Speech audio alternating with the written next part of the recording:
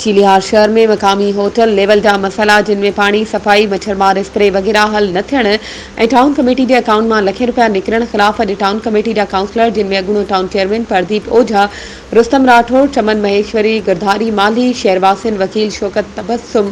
कुंभर अहमद बजीर, सहाफ़िन press club के सदर शंकर बागी,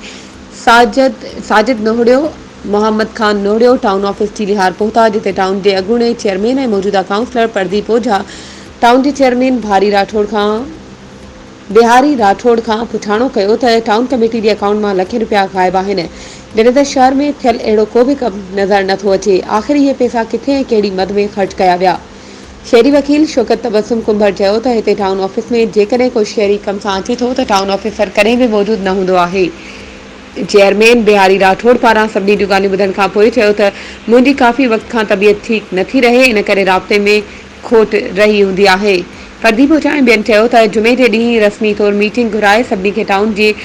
प्रोग्रेस रिपोर्ट ॿुधाए मुतमिन करियो, पोइ असीं सभु तव्हां सां सहकारी रहंदासीं।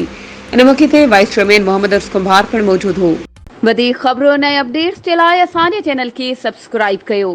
ऐं हा, बेल आइकन खे प्रेस करणु न विसारिजो त जीअं असांजी हर नई अचण वारी वीडियो तव्हां ताईं पहुची